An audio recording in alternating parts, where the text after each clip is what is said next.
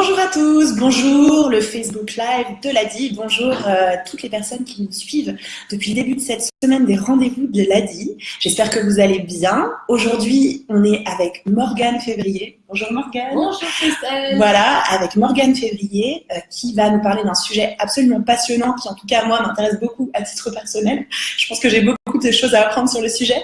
C'est la gestion du temps qui est une thématique vraiment majeure, aussi bien pour les personnes salariées que pour les personnes entrepreneurs qui ont la charge de gérer leur temps tout seul. Absolument, c'est absolument universel et d'ailleurs ça touche les hommes, les femmes, les jeunes, les moins jeunes, enfin voilà. Après peut-être ça touche un peu plus les femmes parce qu'on s'occupe globalement de plus de choses. Boum. Le ton est donné.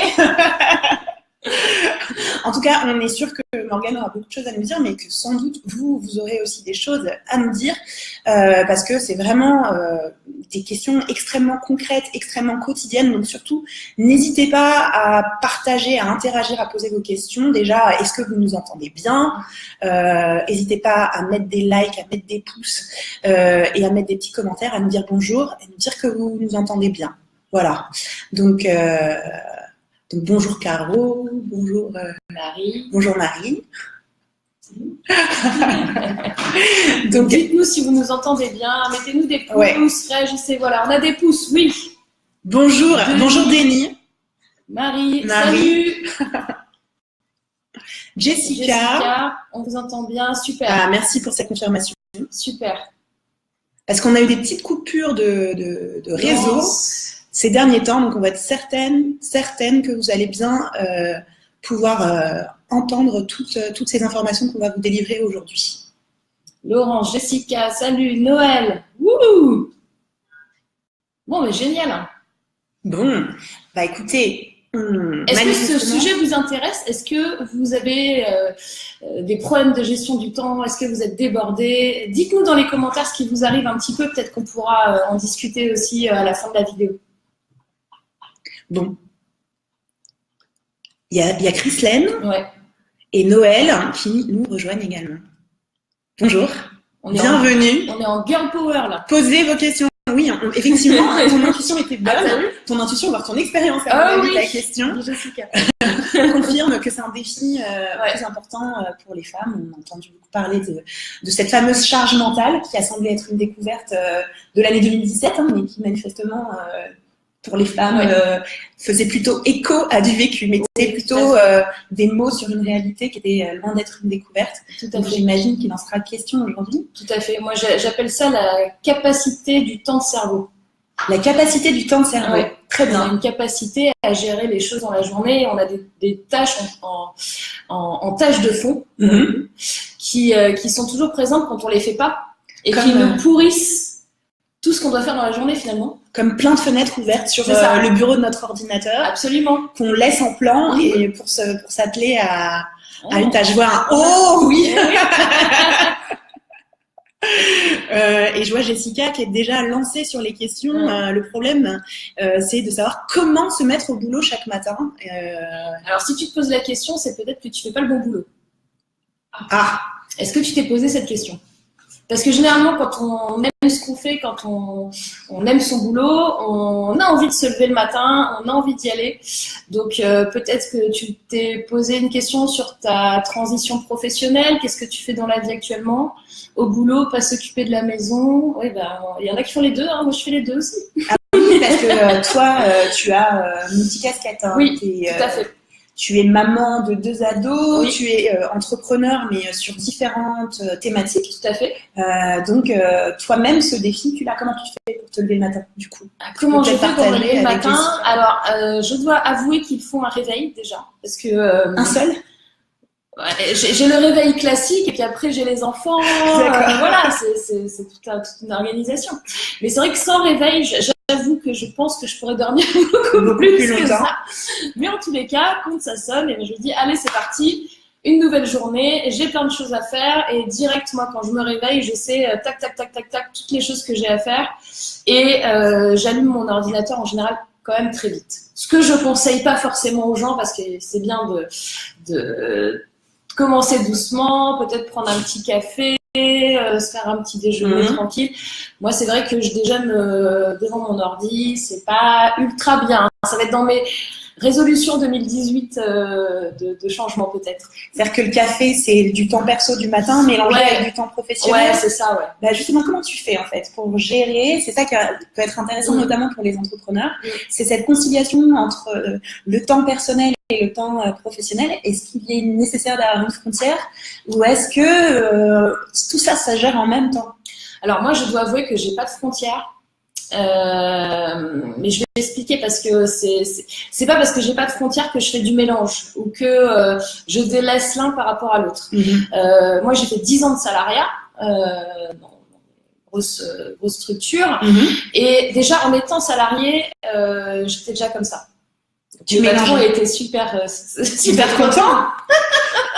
C'était une salariée rentable. C'était déjà ma boîte en fait. Je sais pas comment dire ça. C'est peut-être l'esprit entrepreneurial, je sais pas. Et du coup, c'est vrai que moi, je parle de focus. C'est-à-dire que je vais avoir un temps pour ça.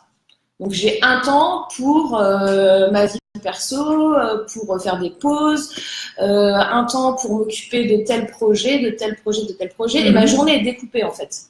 Donc, c'est comme ça que tu organises ta journée. Tu découpes des Je découpe des tranches horaires. En fait, je fais plusieurs choses à la fois, tout en faisant une chose par une chose. Tu me suis? Donc, par exemple, demain, j'ai un gros événement qui s'appelle le Web Entrepreneur Day. Et donc, c'est toute la journée. Donc, c'est moi qui organise. Donc, t'imagines, il y a 15 conférenciers à gérer. Tu gères tout. Je gère la logistique. Je gère tout. Donc, la programmation, l'animation. Ouais, tout à fait. Oui. Déjà, ça, c'est plusieurs personnes en une. Le coaching, les conférenciers, tout ça. D'accord. La communication sur les réseaux sociaux. Voilà. Donc, en fait, je vais avoir un temps. Moi, je m'occupe de ça, en fait, toute l'année. Puisque je fais de la communication sur les réseaux sociaux toute l'année. L'événement, il a lieu une fois par an. Mais du coup, c'est découpé. C'est-à-dire que donc c'est en février, entre mars et septembre, je vais peut-être faire un post toutes les 2 semaines. Je vais caler avec chaque intervenant sa présentation, son coaching, la façon dont on va communiquer. Et ça va être par exemple 1 heure par semaine à partir de septembre. 1 heure par semaine dédiée à la communication. Dédiée uniquement à ça. À l'organisation. À l'organisation. 3 mois avant, on passe à 3 heures. 1 mois avant, on passe à 1 jour. Tu vois ce que je veux dire? Mais du coup, je m'en occupe toute l'année, mais je fais des tranches de focus sur des tâches précises. D'accord. C'est pas en dispersion, en fait. Donc, tu t'organises de façon très anticipée, donc 1 an à l'avance. Oui. Et ensuite, une fois que tu rentres dans ces différentes tranches de temps qui précèdent l'événement, tu dis cette fois-ci je passe à 1 journée par semaine là-dessus. Oui. Et ensuite tu t'organises, ensuite tu reséquences ton organisation sur le mois, c'est ça. Sur la semaine. Exactement. Et c'est des moments dédiés. C'est-à-dire que quand là par exemple hier après-midi on a fait les dernières répétitions. Voilà, dans mon après-midi il n'y avait rien d'autre. Je coupe le téléphone, je coupe l'ordi, je suis injoignable pendant 4 heures et je fais que ça, je suis focus là-dessus. Et c'est ça qui permet d'être sereine et de fermer les autres fenêtres en fait. C'est ça. D'accord, très bien. Exactement. Donc ça, et cette organisation, donc je comprends qu'il y a une grosse part d'anticipation. Oui. Et ensuite, il y a aussi tout ce qu'on fait tous les jours au quotidien. Est-ce que tu remets des phases d'organisation au quotidien également? Qu'est-ce que tu entends par là? C'est-à-dire le matin, quand tu te réveilles, tu sais que depuis des mois que tu as cet événement, le matin, quand tu te réveilles, est-ce que tu sais ce que tu vas faire? Oui. Et ça, à quelle fréquence tu le planifies? Oui, avec la méthode oui. C'est une méthode qui s'appelle oui. Oui. J'adore le concept. Déjà, j'adore le nom. Voilà. La méthode oui, c'est très simple, c'est de la gestion de tâches et de priorités en oui. Donc O comme obligatoire. Obligatoire. U comme urgent. Et I comme important. Donc, si on fait ça, on va prendre quelque chose de très simple, c'est-à-dire que vous mettez dans votre agenda des rendez-vous. Moi, je mets des rendez-vous avec moi-même, en fait, parce que vous avez des rendez-vous business, des conf calls, des machins. Et finalement, on se met jamais de temps, en fait, où on doit faire des choses à nous. On fonctionne souvent avec des to-do list où on doit barrer, mais en fait la to-do list, elle fait 50 points, et puis on en barre 2, et puis on en rajoute 10, et puis on n'arrive pas à les prioriser. Il ne faut pas faire de to-do list? Non. Il ne faut pas faire de to-do list. La to-do list, c'est le meilleur moyen. Je suis une spécialiste des to-do list. Tu vas une spécialiste des to-do list.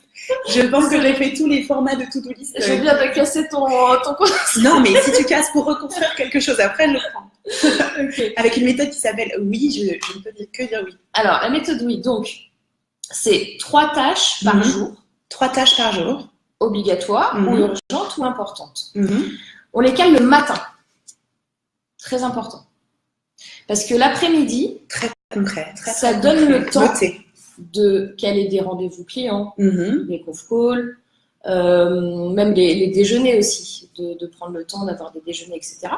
Et du coup, en fait, donc ces 3 tâches, vous les précalez avant, vous faites une sorte de daily planner. Donc moi, le vendredi, par exemple, je fais mon planning de la semaine prochaine. D'accord. Donc tout est calé. Donc le vendredi, tu sais ce que tu fais lundi, mardi, mercredi, jeudi, vendredi, d'obligatoire. Je sais que j'ai au moins 3 tâches, qui sont calées. Par jour. Par jour. Et en fait, ça change la vie. Tu dois être sereine parce que tu n'oublies pas, parce qu'on est en permanence sollicité, selon le métier qu'on fait. On peut avoir un client qui appelle, qui nous explique son urgence. Et qui n'est pas forcément la nôtre, et du coup, on se retrouve à chasser nos urgences. Et oui, alors que là, en fait, tu as tout l'après-midi pour gérer. Et là, on a l'après-midi pour gérer tout ce qui entre. Et effectivement, ça ne fait pas patienter beaucoup, effectivement, un interlocuteur, un client, de lui dire que vous en occuperez l'après-midi. C'est ça. Tu es incroyablement sereine. Non, mais franchement, ça donne vraiment envie. Si vous étiez à côté d'elle comme moi, vous verriez à quel point elle est sereine dans la manière de délivrer ce conseil et avec ses multiples vies de maman et d'entrepreneur et d'organisatrice d'événements de surcroît. Donc, je sens que ça fait réagir. Je vois qu'il y a Chrislaine qui nous explique, temps perso et temps professionnel s'entrechoquent. Elle doit reprendre une épicerie bientôt et elle doit gérer son mariage cette année 2018. Oui, mais et le mariage, c'est déjà plusieurs projets dans le projet. Oui. Mais c'est comme quand tu organises un événement. Ouais, c'est ça. C'est exactement, c'est son Web Entrepreneur Day à elle, effectivement. Donc, ce que tu lui conseilles, c'est ce que tu disais, c'est, je sais pas, Chrislaine, pour quand il est ce la semaine, il y a 5 jours. Imagine, tu peux caler 3 tâches par jour, obligatoires, urgentes, importantes. Ça te fait 15 choses qui sont faites. Bien sûr. Tu vois ce que je veux dire, et de la liberté d'esprit et tu peux gérer les vraies urgences, les clients, les machins, tu peux les gérer, tu peux tout faire en fait. Et ce qui est fondamental dans ce que tu dis, c'est que c'est le I de oui, j'ai envie de dire. Parce que par exemple, le mariage, il est peut-être dans plusieurs mois et tu as peut-être beaucoup de temps, tandis que l'épicerie, peut-être que tu vas la reprendre très prochainement. Le fait d'avoir chaque jour une tâche importante, le mariage, c'est important pour toi, même si c'est dans longtemps. Oui, tu avances sur un projet qui te tient à cœur. Mettons, tu mets 1 heure par jour sur ton mariage, sur le jour de la semaine. À la fin de la semaine, tu as bossé 5 heures dessus. À la fin du mois, tu as bossé 20 heures dessus. Ne dis pas que tu n'as pas le temps. Ah mais oui, bien sûr. Tu vois ? Non, mais c'est lumineux. et c'est important de les attacher.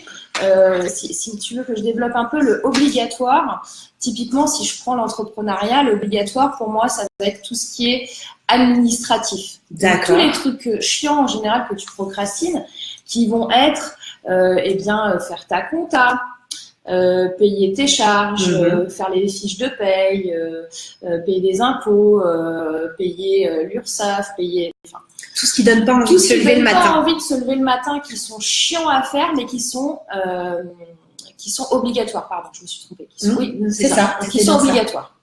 Donc ça, c'est vraiment les choses en fait qu'on va procrastiner. Enfin moi particulièrement, c'est des choses où je déteste la paperasse. Et donc je me cale, voilà, je sais que je sais pas, le vendredi à 10h, je vais me caler 1 heure d'administratif. Et en faisant ça une fois par semaine. En même temps, quand c'est vraiment des choses qu'on n'aime pas faire et qu'on les a réglées avant midi, on est fiers, quoi. Mais c'est ça. On se sent allégé. C'est pour ça que c'est important de le faire le matin. Oui, parce qu'on a encore l'énergie. On a encore l'énergie. Et puis, en fait, ça permet vraiment de vider son temps de cerveau. De ce que je disais en préambule, le temps de cerveau est important parce que même si vous êtes focus sur des tâches que vous devez faire, là, par exemple, on est en Facebook Live, je suis focus avec vous. Si j'étais en train de me dire « Oh, j'ai oublié d'envoyer le courrier de trucs à machin » ou il fallait que je finisse une page de vente sur Internet que j'ai pas envoyée, qu'il faut que je fasse avant 11h30 », je serais pas là, en fait. Oui, tout à fait. En fait, ça permet d'être dans le temps présent et d'être serein. Et à la fin de la journée, en fait, on est fier de soi. Et ça, c'est important aussi de vous dire sur les petites choses que vous faites, de vous dire, ok, c'est cool, j'ai bien fait des choses aujourd'hui, je suis fière de moi, parce que depuis que vous êtes jeune, depuis l'école, vous avez peut-être toujours entendu, c'est pas assez bien ce que tu fais, là t'as fait des erreurs, là ça va pas. L'évaluation, même dans le travail, oui. Quand vous travaillez plus tard, selon les managers que vous allez avoir souvent du management assez paternaliste et qui va toujours pointer du doigt ce qui va pas. Donc, il faut que vous fassiez cet effort-là. On a plein de cœurs. Oui. Mais c'est vrai. Il faut que je vois que Christine et Jessica qui réagissent. De vous féliciter sur les petites victoires. Le truc de j'ai réussi à envoyer mon courrier de paiement à l'URSSAF. Yes, quoi. Le RSI, j'ai Christine. Le RSI, tout ça, tous ces trucs qui sont chiants à faire au possible et que vous laissez traîner parce que vous savez que c'est une galère, vous n'avez pas envie de le faire. Vous calez 1 heure. Aujourd'hui, je fais ça et je fais rien d'autre. Focus. Oui. Mais ça fait réagir, ta méthode. En tout cas, moi, je sais que je prends des notes internes dans ma tête et je vois Joël qui a une formule que je trouve très, très juste. Il dit la méthode oui, c'est le feng shui d'esprit. C'est vrai. Ça te plaît? Écoute, ça rime avec. Joël, si tu me le permets, j'aimerais bien reprendre cette phrase parce que c'est baseline. Je pense que je n'ai jamais aussi bien dit que ça. Donc merci Joël, je te la pique. Merci Joël. Lulu Poney, oui, ça s'appelle la charge mentale. Ouais. Tout ça, ça lui parle et donc tu vois donc Lulu cette méthode oui, effectivement l'obligatoire. Décharger, donc c'est la première chose qu'on fait, donc oui, l'ordre des lettres est à respecter, tu commences vraiment par l'obligatoire. Oui, parce que c'est le plus chiant en fait. C'est le truc où tu as forcément... C'est le terme de Christine en fait, aussi, quand tu commences à faire cette méthode et que donc tu listes au début bien sûr tout ce que tu as à faire, mais ce ne sera pas une to-do list, ce sera pour le caler dans c'est pour les attribuer les tâches, pour mettre les choses au clair. En fait, c'est le truc... La plupart du temps, enfin moi j'ai accompagné énormément d'entrepreneurs et la plupart du temps, c'est ce qui procrastine en premier. Donc faut bien la mettre en premier dans tout ça parce que ça va dégager à quelque chose. C'est ça. Parce que c'est quand même pas la chose la plus vibrante et plus. Et puis aussi que quand on a un métier de commerce par exemple, on se dit qu'au final ce qui est obligatoire c'est le service au client et la volonté de lui rendre un service immédiat. Oui. Mais c'est aussi est-ce que c'est vraiment peut-être la meilleure manière de se trouver débordé? Est-ce que ou pas? Je dirais qu'avant ça, quand on fait du service, alors ça dépend si vous avez une boutique physique ou pas. Je pense dans les gens qui nous regardent, il y a les deux, parce que je vois qu'il y a l'ouverture prochaine d'un food truck, et puis je pense qu'il y a des gens effectivement avec des métiers de service aussi. En fait, il faut penser l'important du coup, parce que si je décline les lettres, on va faire l'urgent du coup en dernier, mais l'important, c'est tout ce qui est important pour votre business, aussi bien en ROI, donc en retour sur investissement, que dans la satisfaction des clients. Quand vous avez une boutique physique ou même un site internet, ce qui est important, c'est que vos clients ils soient pas perdus. Ce qui est important, c'est que vos clients ils trouvent tout de suite ce dont ils ont besoin. Ce qui est important, c'est que vous répondiez à des problèmes ou à des besoins des clients et que vous le fassiez de manière très simple en fait.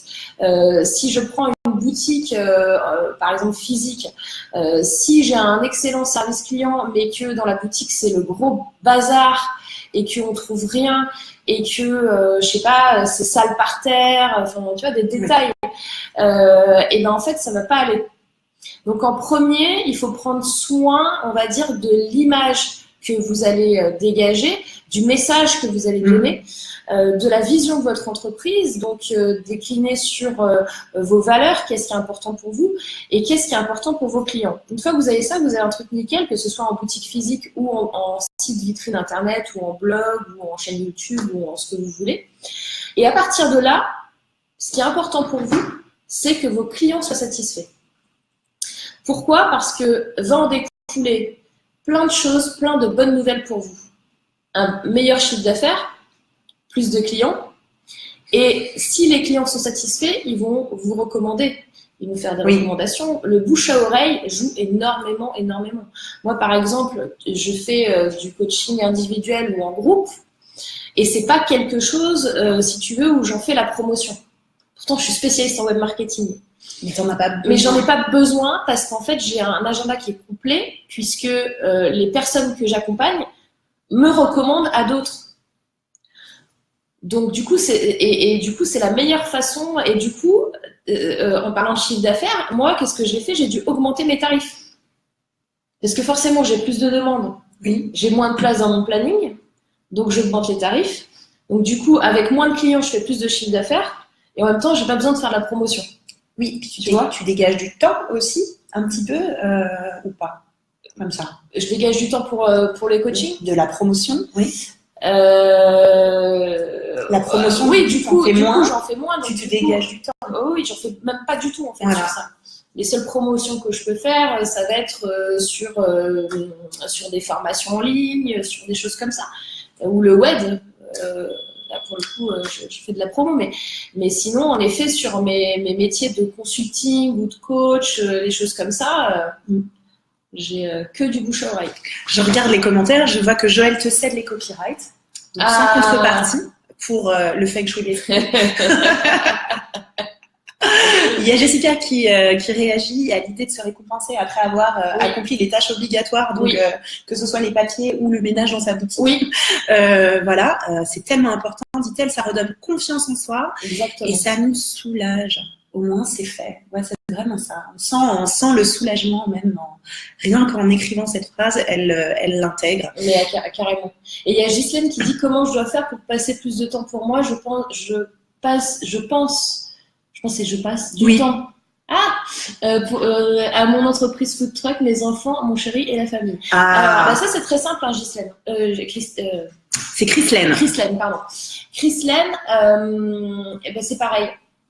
En fait, tu planifies du temps pour toi en plus. Moi, avec ce que je fais là à l'heure actuelle, donc j'ai un planning plutôt chargé, je me suis calée 2 fois par semaine du sport en plus. En obligatoire ou en important? Je me le suis mis en obligatoire. Ah, parce que le sport, c'est pas du plaisir au départ ou c'est parce qu'en fait, c'est du temps pour moi. Là, on parle du temps pour soi. Ouais.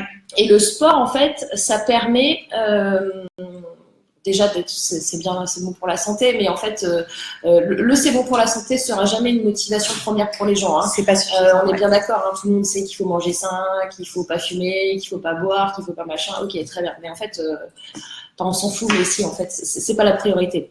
Donc moi, ça devrait l'être, mais ça n'est pas pour les gens. Non, mais ça maintient pas la motivation. Ça maintient pas la motivation. Donc, ma motivation, du coup, elle peut pas être sur la santé. Ma motivation, elle est sur avoir du temps pendant 1h30 où je suis sur mon tapis, je suis sur ma machine, je suis sur le rameur et où je vide mon cerveau, en fait. En fait, où je pense à rien. Et où je prends soin de moi et où je prends du temps pour moi. Et ça, je l'ai calé dans le planning, en fait. Donc, du temps pour soi, pour aller se faire un massage, pour aller chez le coiffeur, pour aller au sport, pour aller rien que se balader 5 minutes dans la rue, 5 minutes, aller faire des courses, j'en sais rien. Il faut le faire et il faut se le mettre dans le planning si on n'y arrive pas à le faire. Et il faut se mettre dans le planning de façon obligatoire, c'est surtout ce que je retiens. Et ce que je comprends, c'est que du coup, tu te le mets dans le même planning, ton planning professionnel, parce que parfois, on peut être tenté de compartimenter pour être au clair sur ce qu'on a à faire dans la sphère perso. Il faut pas. Moi, je le mets tout en même temps, en fait. Pour être sûr que ce soit pris en compte, mais que ce soit pas mangé par. Oui, puis après, si on a 2 plannings, on a toujours des bonnes excuses, et puis on va se dire, ah là, à 14h, je devais aller me promener pendant une demi-heure. Mais en fait, finalement, là, comme sur mon planning business, j'avais rien. Je peux peut-être ajouter un rendez-vous client. Ouais, ou avancer sur tel dossier. Parce que là, du coup, non, en fait, c'est important, et ça, c'est un point très important pour Chrislène et pour tout le monde d'ailleurs, c'est il faut faire des pauses. Moi, je travaille énormément, mais je fais des pauses. Tu les planifies, tes pauses, ou bien c'est au feeling quand tu sens que là, il faut que tu décroches? Avant, je les planifiais. Oui. Maintenant, je les planifie plus parce que, en fait, il faut savoir. Alors moi, pour développer un peu plus avant ce que je vais dire, moi, je m'intéresse au cerveau depuis très longtemps, et donc en fait, j'ai une certification en neurosciences appliquées, donc je connais un petit peu des processus au niveau du cerveau. J'ai fait aussi tout ce qui est hypnothérapie, et en fait, il faut savoir que votre cerveau, il se met en état d'hypnose toutes les 90 minutes, tout seul. En état d'hypnose. C'est-à-dire qu'il peut plus rien. Est-ce que ça t'est déjà arrivé? Tu lis un livre. Oui. Tu lis une page, tu arrives au bas de la page, tu fais je ne sais absolument pas ce que je viens de lire. Oui, tout à fait. Okay. Sinon, c'est assez régulier dans la lecture, il y a des temps comme ça. Ton cerveau, c'est bien pause. Ton cerveau, il a besoin et c'est pour ça que le sommeil est très important aussi. Ton cerveau, il a besoin d'emmagasiner et de prendre du temps pour traiter toutes les données et d'avoir rien d'autre à penser, rien d'autre à faire à un moment donné. Pour décompter et pour intégrer. D'accord. Donc, moi, toutes les 1h30, je fais une pause. Et même de 2 minutes, je vais faire un tour, je vais prendre un café, je fais autre chose, je me vide le cerveau. Et c'est 1h30 pour tout le monde, ou est-ce qu'il faut être à l'écoute de ce genre d'alerte de son corps? En moyenne, c'est 1h30. En moyenne, hein, d'accord. Ça peut être un repère pour tout le monde. Voilà, c'est ça. Et donc, du coup, on peut l'utiliser aussi pour être plus productif. Si vous avez pour ambition de rester de 8h du matin à 8h du soir devant votre ordi, sans pause ou en mangeant un sandwich devant votre ordi et vraiment en mode je fais des trucs, sachez qu'en fait, vous n'êtes pas productif. C'est-à-dire que quelqu'un qui fait ça, je peux très bien faire sa journée en 2 heures. On peut faire sa journée en 2 heures. Ouais. Parce qu'on est efficace. Même si on pense qu'on est débordé. Non mais c'est vrai. Ah oui, mais elle va à l'encontre de plein d'idées reçues. C'est vraiment intéressant. Mais oui, parce que vous pouvez pas rester concentré pendant des heures et des heures sur un moment, vous voyez plus rien. À un moment, vous n'arrivez pas à avancer. Je sais pas toi ce que tu peux avoir comme tâche dans la journée, mais si tu dois, je sais pas, écrire des articles, contacter des influenceurs, regarder ce qui se passe sur les réseaux sociaux, etc., tu vas te déranger. Un peu tout ça, et puis les coups de fil, les gens qui viennent demander des informations, les machins, etc. Tu te mets du temps pour chaque chose. Et tu verras qu'en fait, au lieu de mettre 3 heures à faire des recherches sur Internet, tu vas en mettre qu'une demi-heure. Oui. Tu verras que les réponses, si tu es focus sur, je sais pas, 20 réponses clients dans la même heure, et ben, tu vas toutes les faire en 1 heure alors que ça t'aurait pris 4 heures. Donc, c'est important de se donner des tranches horaires qui sont quantifiées. Oui. D'identifier. Identifier des actions, des tâches, des choses à faire. De 10h à midi, aujourd'hui, je vais faire des tunnels de vente sur Internet. Mais en respectant pas plus de 1h30 par tranche horaire, pour pas justement bugger et perdre une demi-heure à bugger derrière son ordinateur. Exactement. Donc 2 fois 1h30, mais c'est bien, c'est la matinée, c'est du 9h midi classique.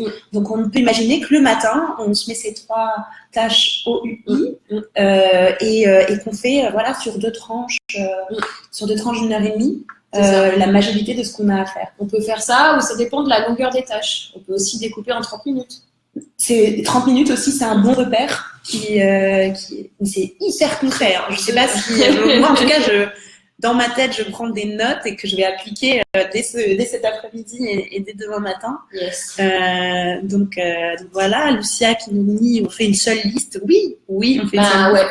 Pour le oui, parce qu'on n'est pas tenté en fait de se dire tiens, comme j'ai un trou dans ce planning là, je vais le mettre dans l'autre côté. Non. On a un planning et on a tout en même temps et comme ça, on peut tout faire. Et comment on fait pour pas se laisser happer? Est-ce qu'il y a des techniques pour pas se laisser happer par les autres tâches qui entrent? Oui. Comment on fait? Parce qu'on peut avoir plein de bonnes résolutions. Oui, on coupe tout. On coupe tout. On coupe toutes les notifications, on coupe le téléphone. Voilà. Pendant une demi-heure, là, vous me laissez tranquille, il n'y a personne qui vient me voir, il n'y a personne qui m'appelle. On l'annonce à la ronde. Ah ouais? D'accord. Je ne suis disponible pour personne dans la lumière qui vient. Mais oui. Ouais. Ah, une coupure. Ah, non, c'est bon. On est revenu. Dites-nous si on est bien revenu, si vous nous captez bien, parce que nous, on a perçu une micro-coupure de la connexion. Mettez des likes, mettez un petit message pour nous dire que vous nous captez bien. Alors, on avait Marie qui demandait comment on fait quand on a une tâche qui nous prend vraiment beaucoup de temps. C'est bon, merci Laurence. Bah, vraiment beaucoup de temps, c'est simple. Hein. Est-ce que ça prend 10 heures cette tâche? Ok, ça prend 10 heures. Il y a 5 jours, 2 heures par semaine, ça fait 10 heures. Et effectivement, on dilue en fait, peut-être, parce qu'une tâche de 10 heures, ça peut être écrasant de se dire, voilà, il faut que je me trouve 10 heures. Ah, mais c'est pas possible. Notre cerveau aura bugué. Vous allez mettre 4 jours pour le faire en fait. D'accord. Si vous essayez de le faire en une seule fois, vous allez mettre 4 jours. Parce qu'il y a tous les autres trucs qui vont rentrer en parasite. Vous ne serez pas concentré à 100% sur votre truc parce que ça fait 3 heures que vous êtes sur l'ordi et que voilà, vous n'en pouvez plus, vous n'arrivez plus à gérer. Donc, on découpe. On découpe. Il y a Joël qui réagit, Joël, hein, qui a l'air d'en connaître un petit peu aussi sur le cerveau. Tu me diras ce que tu en penses. N'oublions pas que l'humain n'est pas multitâche comme un ordinateur, dit-il. Nous avons un cerveau reptilien. Une tâche à chaque fois, tu confirmes? Oui, alors on n'a pas qu'un cerveau reptilien, il y en a plusieurs, mais en effet, en fait, on dit souvent les femmes, elles font plein de choses en même temps et tout. Moi, je peux considérer que je fais plein de choses en même temps. Si tu veux, moi, je rentre chez moi, donc je peux avoir un appel client, je fais à manger et en même temps, je vérifie les devoirs de mes enfants, par exemple. D'accord? Ça peut arriver. Mais en vrai, je fais pas les 3 en même temps. Je fais téléphone, je cuisine, j'arrête, je dis 2 secondes, je regarde les devoirs.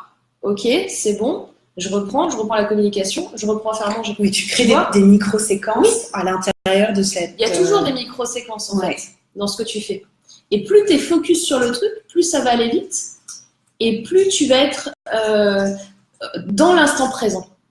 Et donc, comme tu es dans l'instant présent, eh ben, tu n'es pas parasité par les autres choses et tu vas plus vite. Pourquoi c'est important? On en parle beaucoup de cette histoire d'instant présent. C'est peut-être... abstrait pour certaines personnes. Qu'est-ce que ça apporte, le fait d'être dans l'instant présent? Le fait d'être dans l'instant présent va t'apporter une sérénité, va t'apporter un moyen aussi de bonne mémorisation de ce qui se passe, de bonne intégration de ce qui se passe. Et de pouvoir vivre la chose au lieu de se demander toujours courir après quelque chose qui va peut-être arriver ou alors d'aller dans le passé en disant c'était mieux avant ou j'aurais dû faire ceci ou j'aurais dû faire cela, d'être dans les regrets en permanence. Quand tu fais ça, en fait, tu n'avances pas. Donc tu n'avances pas quand tu regardes trop le passé, tu n'avances pas quand tu regardes trop le futur, donc faut le regarder, mais si tu n'es que dans le rêve, si tu n'es que dans le un jour, je vais monter ma société. Combien j'ai de personnes qui viennent me voir en me disant Morgane, tu es spécialiste entrepreneuriat, je voudrais monter ma boîte et tout, j'en ai marre, ok. Donc je pose des questions et tu vois que la personne, en fait, elle n'est pas prête à sauter le pas. Et la personne, 6 mois après, oui, non, mais je vais créer ma boîte, Elle est dans le futur. Ça peut être effectivement vertigineux parce qu'on imagine, quand on a envie, qu'on a ce rêve, on imagine la quantité de tâches et comment est-ce qu'on ramène ce monticule de tâches très vertigineux à ces petites séquences. Est-ce que tu as des... oui, mais c'est super facile. C'est-à-dire qu'en fait, on va parler objectif. Moi, je fais aussi résolution de problèmes, atteinte d'objectifs, bien évidemment. Donc, tu commences par... Donc, l'objectif final. On va prendre un cas concret qui va parler à tout le monde. Je veux maigrir. D'accord? Je veux maigrir. Je veux maigrir n'est pas un objectif. Je veux maigrir, c'est une vision de moi dans le futur. Et c'est pas ça un objectif? Non. C'est pas une vision de ce que tu vas atteindre. Alors, non. Ça, c'est la vision, donc tu te vois dans le futur. Et avec ça, en fait, si tu mets pas d'action en place, il ne va rien se passer.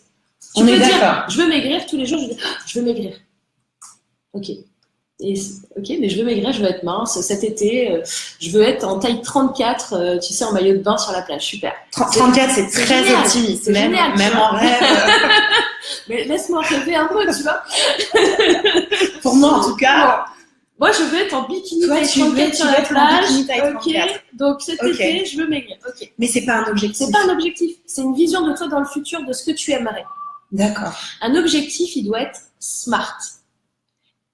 Spécifique, mesurable, atteignable, réaliste et temporel, c'est-à-dire dans le temps.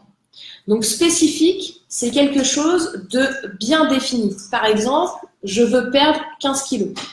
D'accord. Mesurable, donc effectivement, là j'ai mis spécifique mesurable puisque je viens de dire 15 kilos. Mesurable, je veux perdre 15 kilos pour cet été. Ouais. Donc tu as mesuré si tu as réussi à l'atteindre dans le délai et atteignable. Est-ce que c'est atteignable de perdre 15 kilos c'est dans 6 mois l'été? Là, ça paraît très très loin là avec la neige autour de nous, mais c'est ça, oui. Ouais, à peu près 6 mois. Moi, si je te dis, peut-être atteignable, ce sera peut-être 10 kilos, tu vois. Donc du coup, ça permet de réajuster. Là, on est dans quelque chose qui va être dans de la taille 36. Donc là, je me rends compte que le 34, en fait, pour cet été, c'est mort. Parce que si je t'avais dit, je veux perdre 30 kilos, c'est possible de perdre 30 kilos en 6 mois, mais je ne vous conseille pas parce que vous allez être super malheureux et pour votre corps, c'est pas bien. Donc, on va dire, ok, donc du coup, je me dis, je veux perdre 10 kilos pour cet été, donc en 6 mois. Donc, spécifique, mesurable, atteignable, réaliste. Est-ce que du coup, ça c'est réaliste? Ça le devient, puisqu'on a revu un petit peu. Puisqu'on a revu à la baisse, c'est bon. Et temporel, et bien du coup, oui, pour l'été, c'est OK. Donc ça, c'est un premier objectif, le gros objectif, l'objectif final. Donc on a défini, OK, je veux perdre 10 kilos pour cet été et je commence maintenant. Donc j'ai 6 mois pour le faire. Maintenant, ça suffit pas.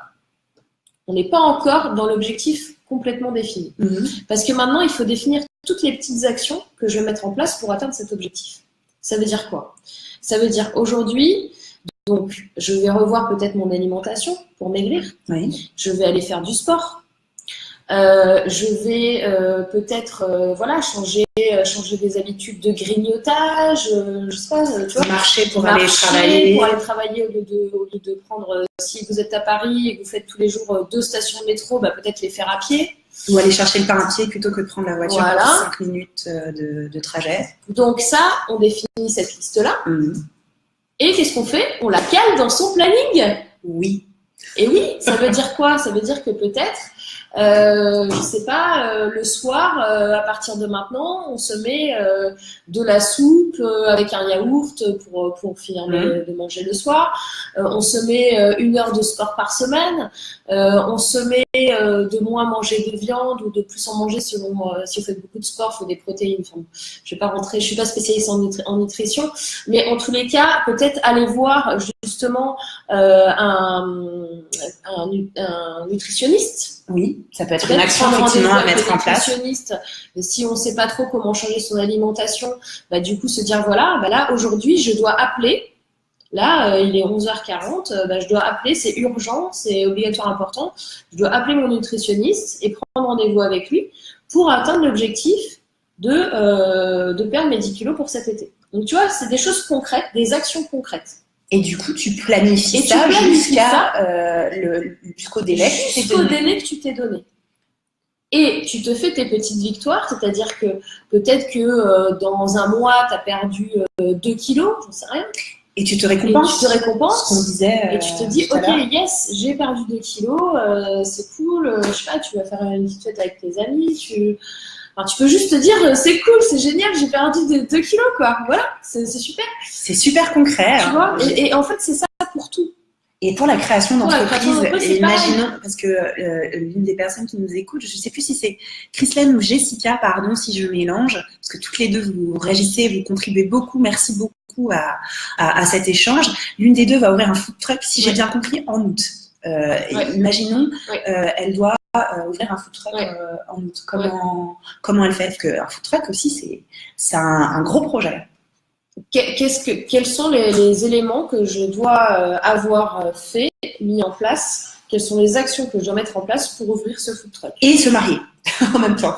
Donc, je sais pas, chaque jour. On prend le food truck. Est-ce que, donc, food truck, ça veut dire qu'il faut une espèce de camionnette, je suppose? Oui, c'est ça. Ok, donc, la camionnette, est-ce que je l'ai, est-ce que je l'ai pas? Donc, si je l'ai pas, bah, comment je fais pour en acheter une? Quel est mon budget? Et puis voir voilà, à quel moment je peux acheter cette camionnette. Est-ce que je l'achète aujourd'hui? Est-ce que je l'attends si tu dois ouvrir en août, peut-être c'est pas le moment d'acheter ta camionnette. Peut-être que tu peux attendre un peu. Après, peut-être que tu as une occasion avec quelqu'un qui a une vieille camionnette que tu peux retaper. Donc, du coup, ça vaut le coup de la prendre maintenant et de commencer à la retaper. Enfin, tout dépend. Tu vois, donc, tu refais ton smart, ton temporel, atteignable. Exactement. Et tu refais ton découpage. Donc, camionnette, j'ai pas. Qu'est-ce que je vends dans ma camionnette? Est-ce que je sais faire? Est-ce que je sais pas faire?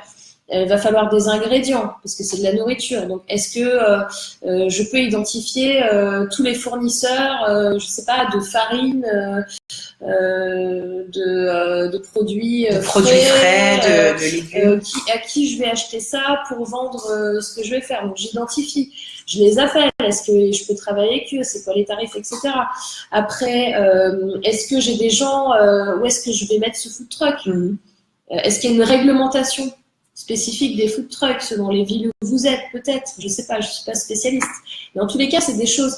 Se poser les questions et faire des micro-solutions au fur et à mesure. Donc là, typiquement, chaque action peut être découpée dans la semaine. Alors, attends, elle dit j'ai une caravane que j'ai retapée. Bon, ah oui, elle dit qu'elle a déjà ouvert son food truck. Donc peut-être tu peux nous confirmer si tu as mis en place des actions comme celles que nous propose Morgane aujourd'hui, et ou si il y a aussi des méthodes que tu peux partager. Yes. Donc, tu vois, et puis en fait, le point bloquant des gens quand ils veulent créer leur boîte, c'est de se dire oh, j'ai une montagne de trucs à faire. Parce que justement, ils font exactement ce qu'on disait quand je te disais je veux maigrir. Ils se disent je veux créer ma boîte.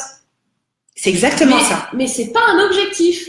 Alors ça, retenez bien ça. C'est pas un objectif. Ok, comment je fais pour créer ma boîte? Donc, ok, il y a les démarches administratives, etc. Je vais vous dire une chose. Les démarches administratives, ça arrive en dernier. Vous prenez pas la tête avec les démarches administratives si vous voulez créer une boîte. C'est pas ça qu'il faut que vous fassiez. C'est, ok, qu'est-ce que je crée comme boîte? C'est qui mon avatar? Donc, c'est qui ma future cible client? Qu'est-ce que je vends? Comment je le vends? Où je le vends? Est-ce que j'ai un site web? Est-ce que j'ai pas de site web? Est-ce que je suis sur les réseaux? Est-ce que j'ai pas de réseau? Commencez à tester votre idée. Créez une page Facebook sur, je sais pas, vous voulez faire une boutique de bougies parfumées. Très bon exemple. Créez une page Facebook.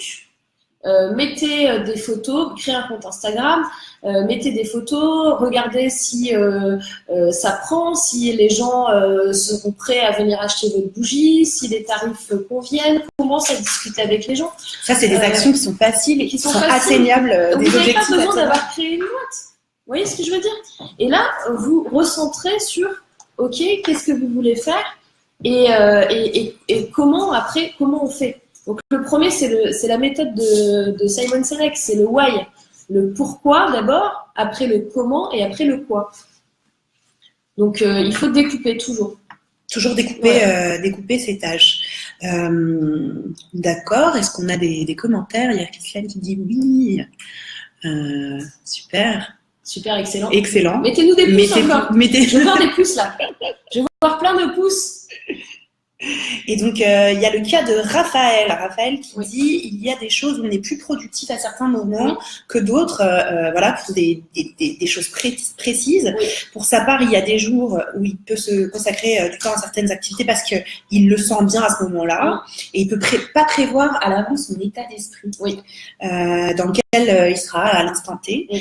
Comment est-ce qu'il peut adapter ce genre de situation à la méthode? Oui, effectivement, on n'est pas au top de sa forme tous les jours. Oui. Comment toi tu gères cet aspect-là? Moi, alors là, ça va être sur le côté créativité que ça va poser problème.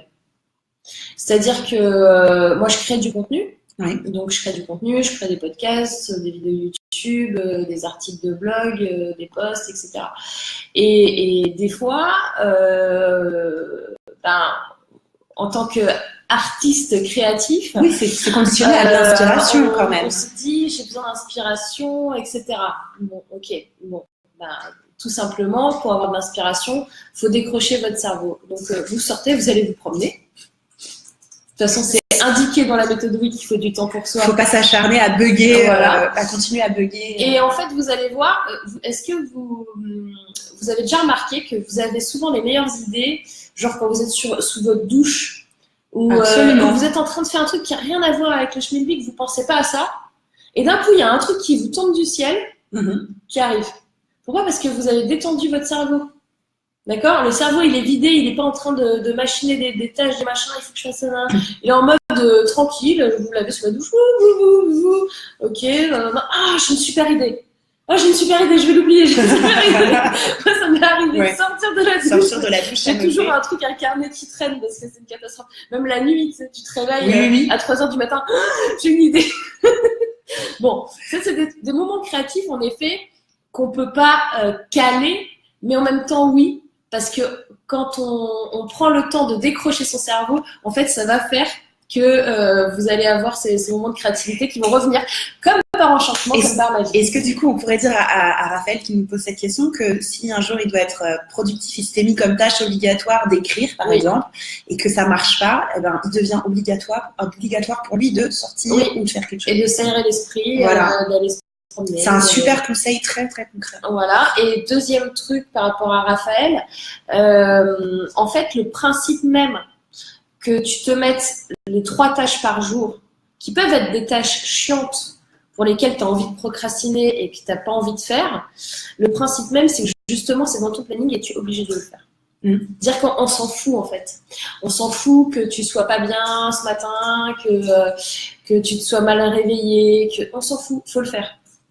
Et en fait, c'est une mécanique que tu vas intégrer. Et du coup, en fait, quand tu vas commencer à le faire pour la première fois, tu vas dire, j'en ai marre, non, je fais quand même parce qu'on m'a dit qu'avec la méthode oui, il faut le faire, mais ça m'énerve. Hein. Mais tu vas le faire. Tu auras commencé en tout cas. Et tu vas voir que quand tu vas le faire une fois, tu vas le faire 2 fois, tu vas le faire 3 fois. Après, en fait, tu t'en fous d'être bien, d'être pas bien, etc. Tu sais, quand par exemple, là, je suis en live avec vous. Bon. Je peux vous dire que je suis au bout de ma vie, quoi. Je suis crevée. J'ai le wed qui est demain, je suis en stress. Enfin, voilà.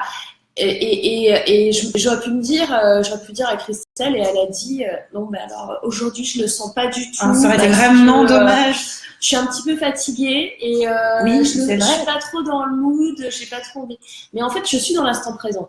Donc, je suis fatiguée avant. Là, je suis avec vous. Je suis plus fatiguée. Parce que j'aime être avec vous.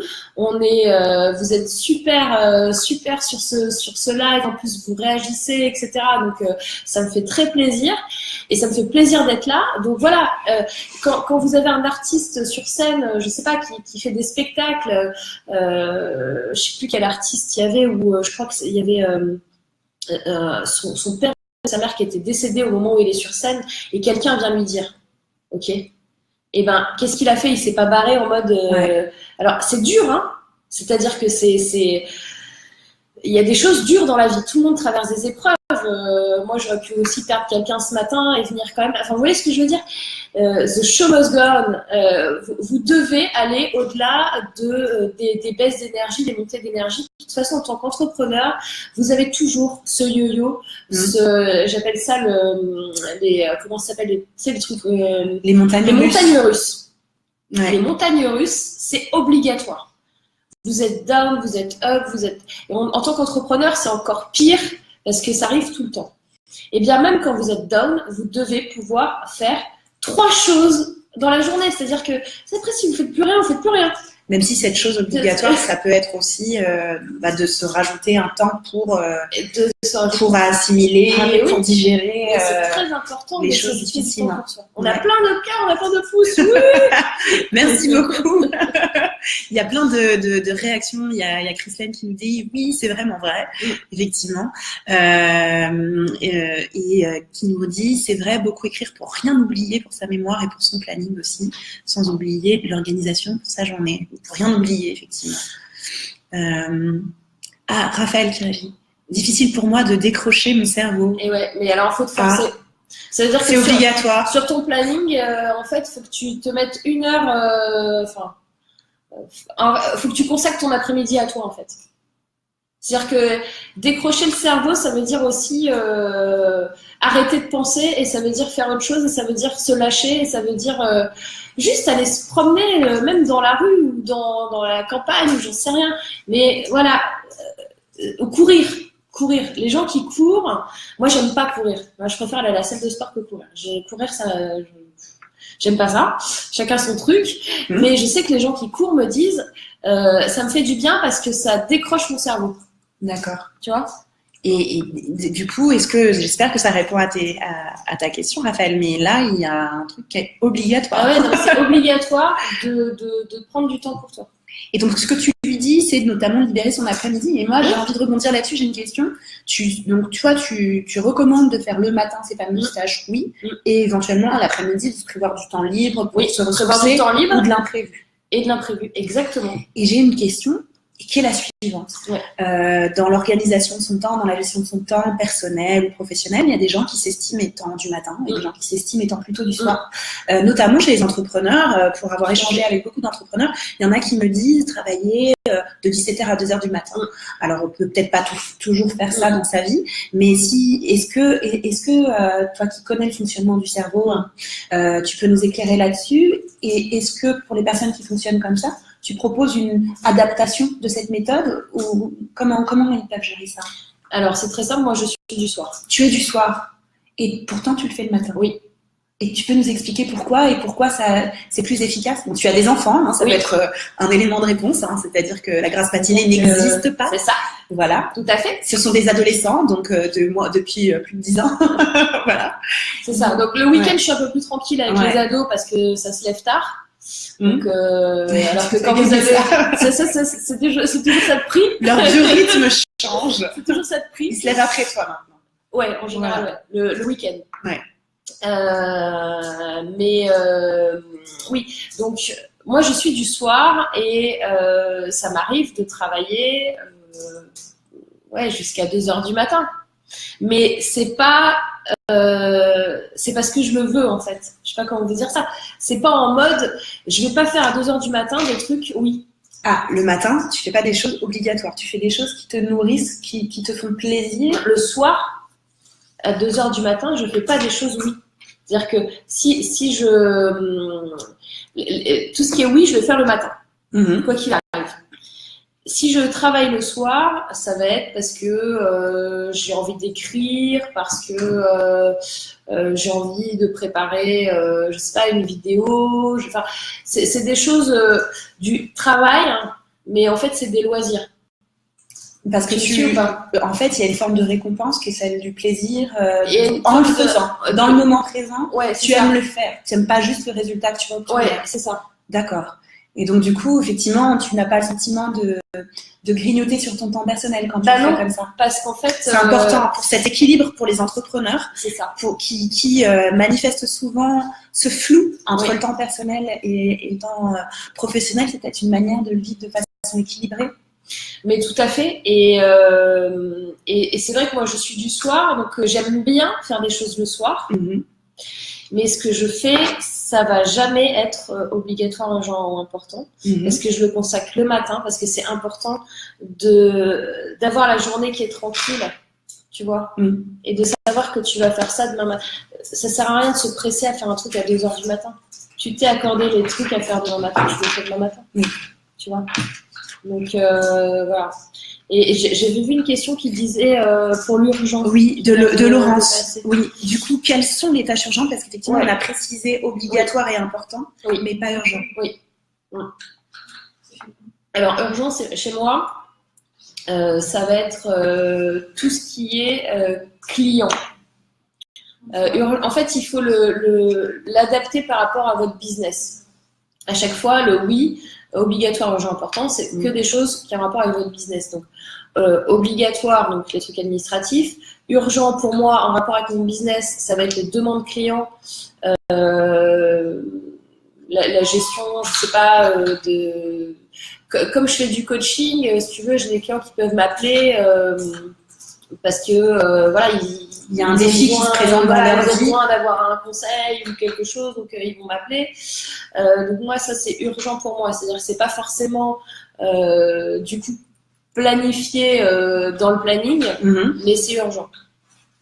Parce que moi, je fais passer les clients avant le reste. Est-ce que ça répond à ta question, Laurence? Est-ce que tu peux nous préciser peut-être ton activité pour que... Parce que là, effectivement, on te répond avec est-ce que ça correspond à ce que tu fais comme métier, ça, parce Et puis après, l'urgent, ça va être aussi les imprévus souvent. Tu vois, je sais pas... une fuite dans le magasin, ouais, c'est ça. Dans l'épicerie. Des choses où, bon, bah voilà, tu t'y attendais pas et c'est arrivé, quoi. La neige. Donc souvent, tu vas le traiter l'après-midi du coup. Ouais. Mais effectivement, c'est important d'avoir planifié cet espace de disponibilité parce qu'effectivement, quand on a un planning, et ça c'est un peu ma spécialité, d'avoir un planning qui est complet du matin jusqu'au soir. Donc c'est la meilleure manière de ne pas tout faire. Ben, c'est ça. Donc je comprends beaucoup de choses. En fait, il faut que votre planning il soit jamais rempli à plus de 80%. 80, c'est quand même beaucoup. Mais au moins, effectivement, on a cette marge de 20% qui rend possible la gestion. Si vous arrivez à faire la méthode oui, c'est 50% de votre planning, il est plein et le reste. Ça peut suffire en fait. Ouais. Ça peut suffire. Ça peut suffire. Non. Bah, écoutez, c'est super riche. Il y a Christine qui nous dit que moi aussi, je préfère le soir pour le calme. Donc elle partage ce sentiment. Mais c'est ça que je voulais dire. Au niveau travail, en fait, le concept du travail vient de tout ce qui est labeur. Je me souviens un peu, laborer, c'est un truc en latin. Et en fait, c'est associé à quelque chose de pénible. Le travail, c'est tripalium, c'est la torture. Ah, voilà, c'est ça. Oui. C'est ça.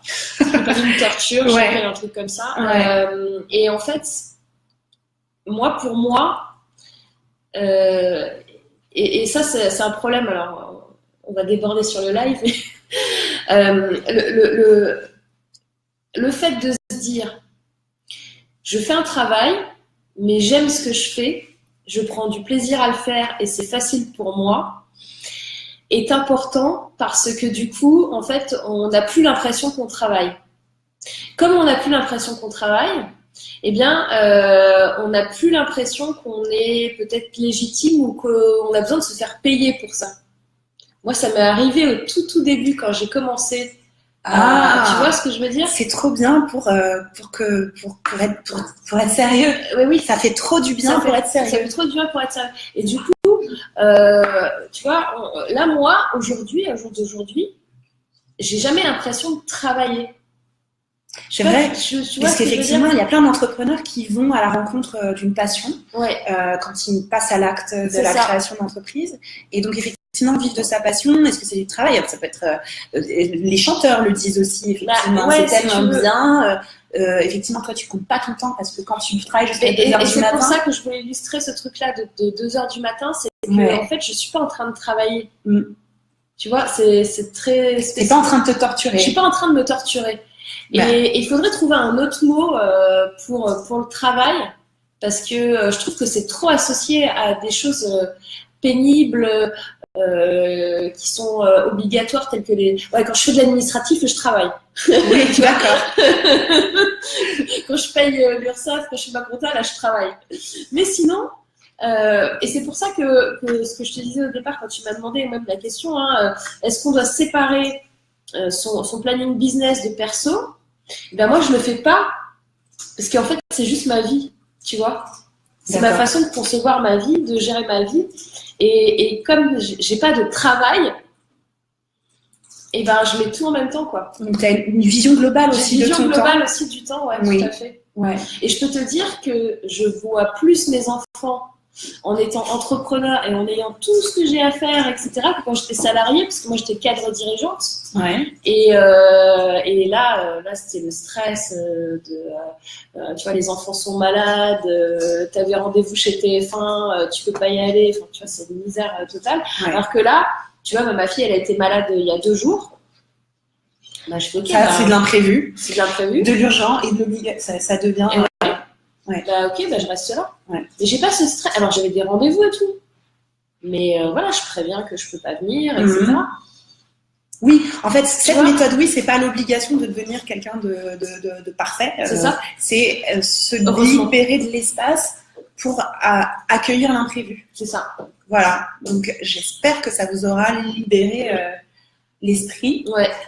Essayez, dites-nous si vous y arrivez. Vous allez y arriver. À intégrer ce feng shui de l'esprit. Feng shui de l'esprit, c'est génial. Mais peut-être que Joël va pouvoir nous trouver un nouveau mot à la place de travail. Joël, ta mission, si tu l'acceptes, c'est de trouver un mot qui remplace le mot travail. Yes. Et qui intègre cette dimension de plaisir qu'on souhaite y intégrer, notamment en apprenant à être en paix avec le temps. Ouais, Joël, tu as l'air super bon au copywriting, donc je veux bien. Je regarderai tout à l'heure si tu as mis quelque chose dans les commentaires, si tu ne le fais pas tout de suite. Mais en tout cas, voilà. En tout cas, merci beaucoup à tous. Je vois Nadia, Jessica, Christelaine, Raphaël, merci d'avoir tous, Joël, d'avoir participé. J'espère qu'on a pu répondre à la majorité, en tout cas, des questions qui se sont posées. Pour celles qui restent, on essaiera effectivement d'apporter des réponses ou des liens qui renvoient vers des conseils, j'imagine, vers ton site. Yes. Tu trouves aussi également des ressources. Et puis, peut-être le Web Entrepreneur Day, tu peux nous dire… Oui, j'ai fait un code spécial ADI. Ah, ben on postera en commentaire. Si vous mettez donc le code promo ADI, A-D-I-E, c'est ça. Vous avez 50 € de réduction pour demain. Et donc, c'est des contenus sur…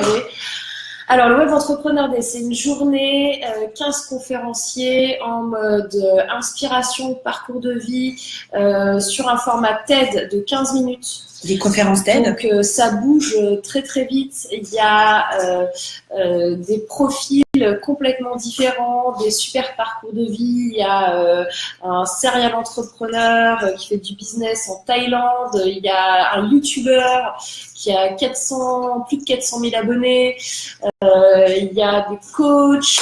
Il y a tout un panel de gens absolument formidables. Et on va parler de la gestion, de la création de contenu, on va parler de la nouvelle loi RGPD qui va passer en mai 2018, ce qui vous concerne si vous êtes entrepreneur, parce que c'est une nouvelle loi sur ce qui est basé sur les données clients. Donc on va avoir SG, qui est l'outil mail français, en concurrence avec du Mailchimp si vous voulez, mais lui c'est du franco-français, donc il va venir nous parler de ça. Enfin, on va voir, voilà, il y a 15 thématiques différentes. Qui sont très concrètement reliées à des problématiques d'entrepreneurs et de dev perso. Tu vois, c'est un mixte. Tu vas avoir aussi bien du tunnel de vente sur Internet que comment trouver votre lumière. D'accord, du technique et du psychologique. C'est ultra varié. Et c'est à l'Apollo Théâtre à Paris, donc c'est dans un théâtre. L'année dernière, il y avait 300 personnes. À République. Et à République. Et vous sortez de là. Les gens qui sont venus au web de l'année dernière, ils m'ont tous dit j'ai réussi à faire quelque chose, j'ai réussi à débloquer, à créer un business, il s'est passé quelque chose de fort. Donc voilà. Donc de quoi si vous voulez venir chez je note, on n'est pas loin du tout. Invité. Et puis voilà, donc vous pouvez utiliser le code promo ADIE, A-D-I-E. On va mettre toutes les infos en commentaire. Suite à ce live. Merci beaucoup à tous pour votre participation. Et voilà, j'espère que vous avez retiré autant d'informations que moi en tout cas. Merci beaucoup.